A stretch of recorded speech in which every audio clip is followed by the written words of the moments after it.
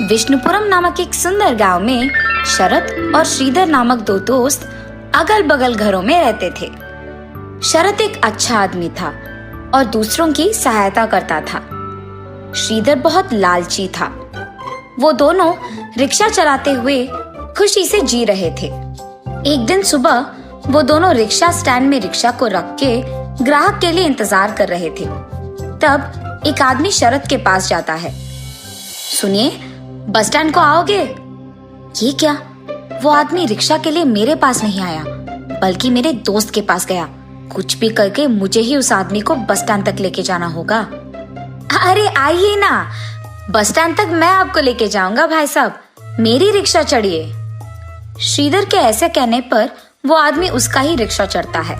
उसके बाद श्रीधर उस आदमी को लेकर बस स्टैंड की ओर बढ़ने लगता है। अरे मेरा ही तो दोस्त है, मेरे बजाय उसके रिक्शा में वो आदमी चला गया, इसमें क्या बात है? ऐसे उसका दोस्त सोचते रहता है। और ठीक तभी तीन आदमी उसके रिक्शा के पास आते हैं। सुनिए, बस स्टैंड को आएंगे आप? जी साहब, आइए रिक्शा में बैठिए। तब शरत भी उन तीन आदमियों को लेकर रिक्शा चलाते हुए बस स्टैंड तक पहुंचता है। रिक्शा चलाते हुए शरत सोचता है, मेरे दोस्त के उस आदमी को ले जाने के कारण ही मुझे अब 3 ग्राहक मिले। ऐसे सोचते हुए वो उन तीनों को बस स्टैंड में छोड़ देता है। जब वो 3 आदमी बस स्टैंड में उतरकर शरत को पैसे दे रहे थे तो शरत का दोस्त श्रीधर उसे देखता है। अच्छा, जल्दबाजी में मैंने गलत फैसला लिया। पहले जो एक आदमी आया था उसको मैंने ले लिया। अगर रुका होता तो ये 3 आदमी मेरे रिक्शा में आते और मुझे ज्यादा पैसे मिलते। ऐसी सोचकर श्रीधर उसके दोस्त के पास जाता है और फिर वहां से दोनों चले जाते हैं। ऐसे बहुत साल बीत जाते हैं। एक दिन वो दोनों रिक्शा स्टैंड में ग्राहक के लिए इंतजार कर रहे थे। तब, अरे शरत, एक समय में हम अगर रिक्शा स्टैंड में इंतजार करते थे तो बहुत सारे ग्राहक आते थे, पर आज के समय में कोई नहीं आ रहा है क्योंकि सबके पास अभी ऑटो है, कार है और उन्हीं में जाना पसंद करते हैं। इसीलिए हम चाहे जितना इंतजार करें, लोग तो नहीं आएंगे। अरे हाँ श्रीधर, लेकिन अब हमें अगर ऑटो खरीदना भी है, उतने सारे पैसे तो हमारे पास नहीं है ना। वैसे भी रिक्शा में बैठने के लिए कोई नहीं आ रहा है। इससे बेहतर तो यही है कि हम ये काम छोड़कर शहर चले जाते हैं और वही कोई काम करते हुए खुशी से जी सकते हैं। श्रीधर, चाहे जो भी हो जाए, मैं अपना गांव छोड़कर कहीं नहीं आऊंगा। मुश्किलें तो हर जगह होंगी ना। इसका मतलब ये थोड़ी है कि हम गांव छोड़कर कहीं और चले जाए। और इस बात की क्या यकीन है कि कल हम शहर में जाएंगे तो वहां मुश्किलें नहीं आएंगे? तो मुझे यही रहना है और इन मुश्किलों का सामना यही करना है। अरे शरत, यहाँ पर हमें कोई और काम नहीं मिलेगा। ठीक है, तुम यही रहो, मैं जा रहा हूँ। ऐसे कहकर वो उसकी बीवी बच्चों के साथ सच में शहर चले जाता है। वहां जाकर वो कार चलाते रहता है। मेरे साथ अगर मेरा दोस्त भी होता तो हम दोनों मिलकर कोई ना कोई काम ढूंढ लेते। अब मुझे अकेले ही कुछ करना पड़ेगा। ऐसे वो बहुत दिन दुखी रहता है। एक दिन शरत रिक्शा स्टैंड के पास रिक्शा में बैठे रहता है। तब एक आदमी का आवाज सुनाई देता है, प्याज, प्याज, ताजे प्याज। ऐसे जोर से एक आदमी चिल्ला रहा था। उसे देख शरत को एक विचार आता है। अरे हाँ, मेरे पास ऑटो खरीदने के लिए तो पैसे नहीं है, लेकिन खुद से मैं एक प्याज का वाहन तो बना सकता हूँ और गांव में उसी वाहन को चलाते रह सकता हूँ।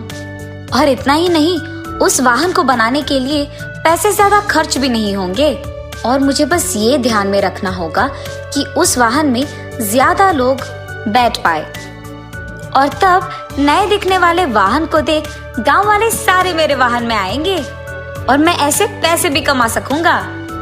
उस आदमी का प्याज प्याज करके चिल्लाने के कारण ही मुझे ये विचार आया है।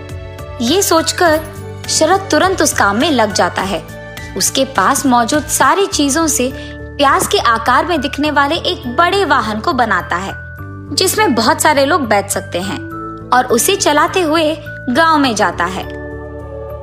Bus stand, railway station, Ramalaya नगर, आइए बाबू आइए, जल्दी आइए, ऑटो से भी कम दाम में मैं लेके जाऊंगा, आइए बाबू आइए।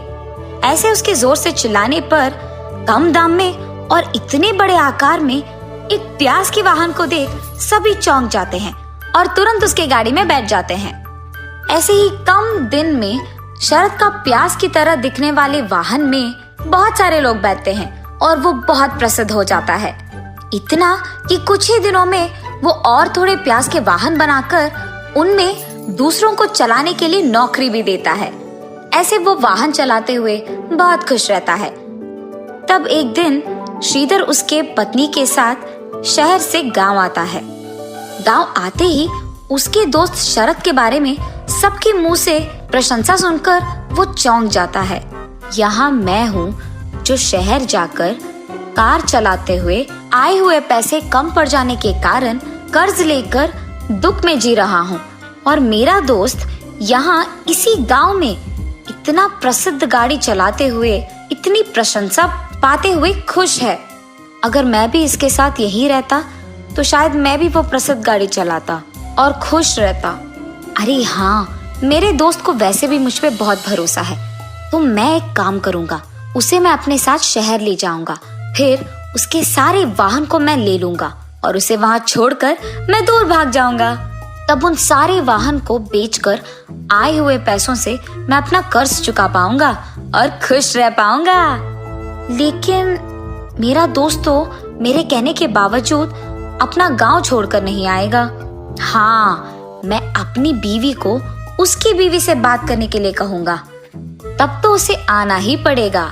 ये सोचकर श्रीधर उसके बीवी के पास जाता है। नर्मदा, तुम मेरे दोस्त की पत्नी के पास जाकर उससे बात करो और उसे मनाओ कि हमें शहर जाना होगा, और ऐसे वो जो कुछ भी सोचता है उसकी बीवी को बताता है। ठीक है जी, मैं वही करूंगी।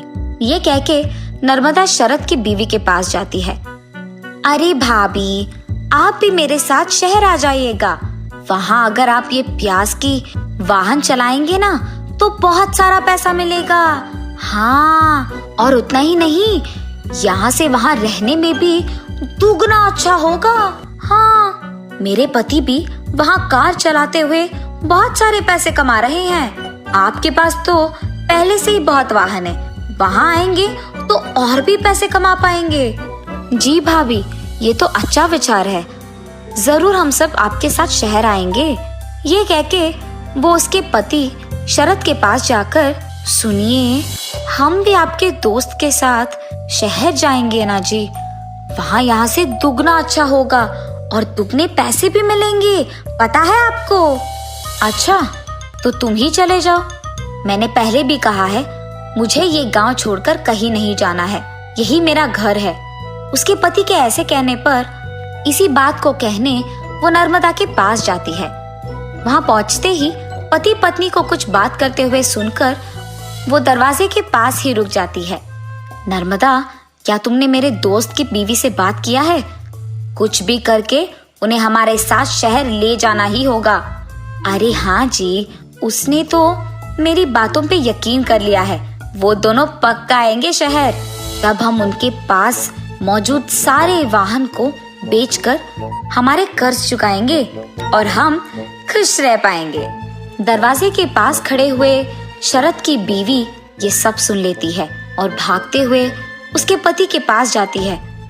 सुनिए, हम शहर नहीं जाएंगे, ये सब आपके दोस्त का चाल है। और ऐसे उसने जो कुछ भी सुना अपने पति को बताती है। क्या मेरा दोस्त कर्जों में फंसा है, इसीलिए वो ऐसा है?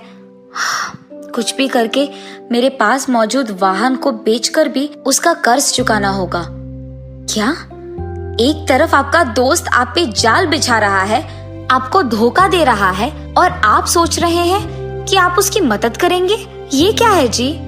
वो चाहे अच्छा हो या बुरा हो, वो मेरा दोस्त है और वो अभी कष्टों में है, तो मुझे उसे बचाना होगा और मुझे उसकी सहायता करना होगा। ये कह के वो वहां से उसके दोस्त के पास चले जाता है। श्रीधर, मुझे नहीं पता था कि तुम यहाँ आए हो, वरना मैं तुम्हारे पास आ जाता। और अगर मुझे पहले ही पता होता कि शहर में तुम्हारी इतनी मुश्किलें हैं तो मैं तुम्हारी मदद कर देता। इसके लिए मुझे धोखा देने की कोई जरूरत नहीं। मैं खुद एक वाहन बेचकर तुम्हें वो पैसे दे दूंगा और तुम अपना कर्ज चुका सकते हो। उसके बाद तुम भी यहाँ मेरे साथ रह जाओ। हम दोनों ये गाड़ी चलाते हुए खुश रह पाएंगे। ऐसे वो अपनी बीवी की बातें श्रीधर को बताता है। शरद, मैं तुम्हें धोखा देना चाहता था। ये जानकर भी तुम मेरी मदद करने यहाँ आए।